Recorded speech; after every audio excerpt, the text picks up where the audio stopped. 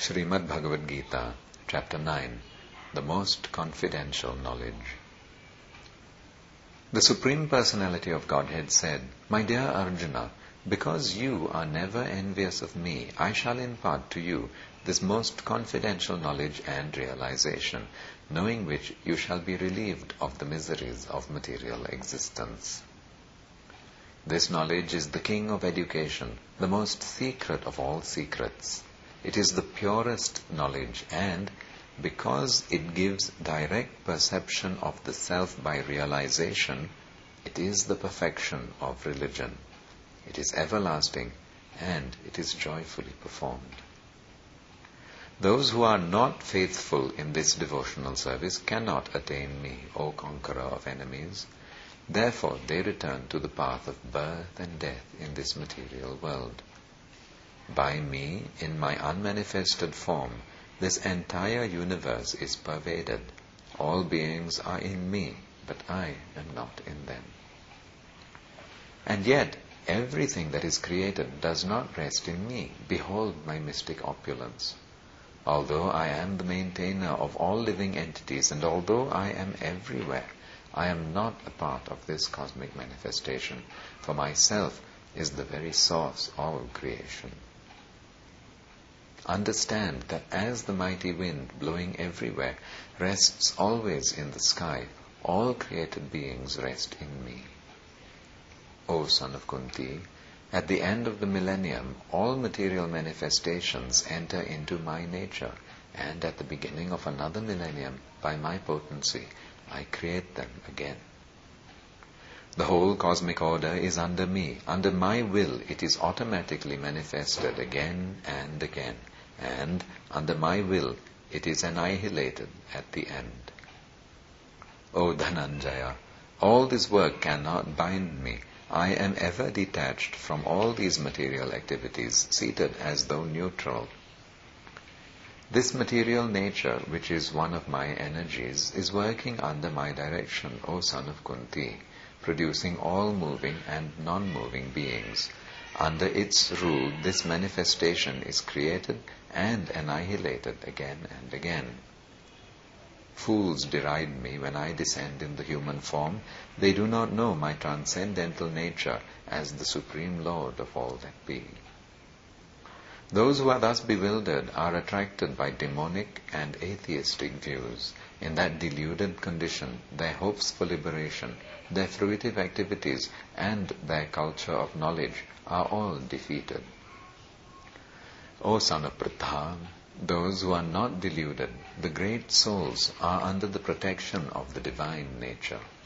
They are fully engaged in devotional service because they know me as the Supreme Personality of Godhead, original and inexhaustible. Always chanting my glories, endeavoring with great determination, bowing down before me, these great souls perpetually worship me with devotion. Others, who engage in sacrifice by the cultivation of knowledge, worship the Supreme Lord as the one without a second, as diverse in many and in the universal form.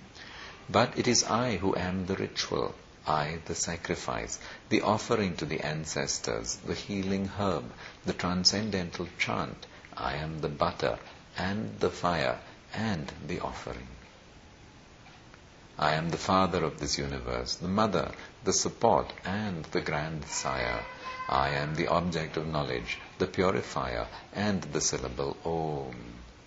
I am also the Rig, the Sama, and the Yajur Vedas. I am the goal, the sustainer, the master, the witness, the abode, the refuge, and the most dear friend.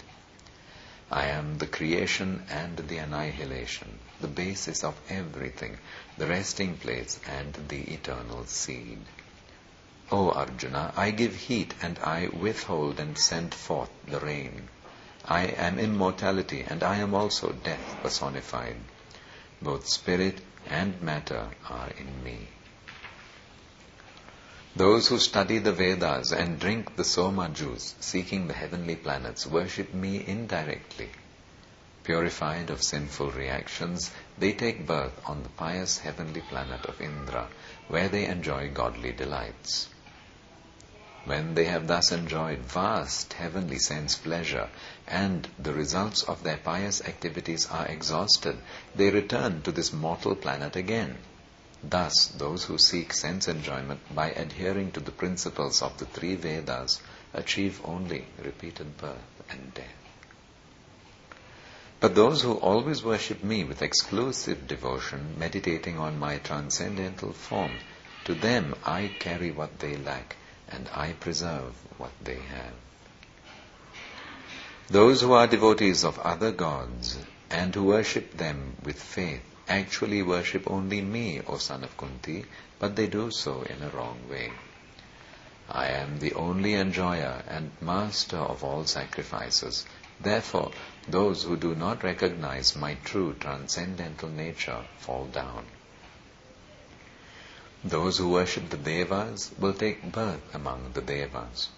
Those who worship the ancestors go to the ancestors. Those who worship ghosts and spirits will take birth among such beings, and those who worship me will live with me. If one offers me with love and devotion a leaf, a flower, fruit, or water, I will accept it. Whatever you do, whatever you eat, whatever you offer or give away, and whatever austerities you perform, do that, O son of Kunti, as an offering to me. In this way, you will be freed from bondage to work and its auspicious and inauspicious results. With your mind fixed on me in this principle of renunciation, you will be liberated and come to me. I envy no one, nor am I partial to anyone. I am equal to all.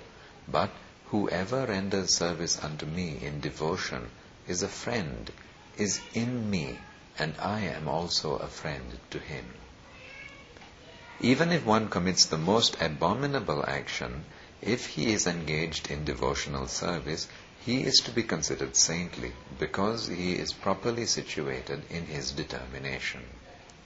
He quickly becomes righteous and attains lasting peace, O son of Kunti. Declare it boldly that my devotee never perishes. O son of Pritha, those who take shelter in me, though they be of lower birth, women, Vaishyas, merchants, and Shudras, workers, can attain the supreme destination. How much more this is so of the righteous Brahmanas, the devotees, and the saintly kings. Therefore, having come to this temporary miserable world, engage in loving service unto me. Engage your mind always in thinking of me. Become my devotee and offer obeisances to me and worship me. Being completely absorbed in me, surely you will come to me. Thus ends Rajavidya Rajaguhya Yoga, the 9th chapter of the perfect Upanishad and beautiful Yoga Shastra, Srimad Bhagwat Geeta, which was spoken by Lord Shri Krishna himself to Arjuna, and which is found in the Bhishma Parva section of the great epic, the Mahabharata, which was composed by the great sage Vyasadeva in 100,000 verses. Jai Srimad Bhagavad Gita ki Jai.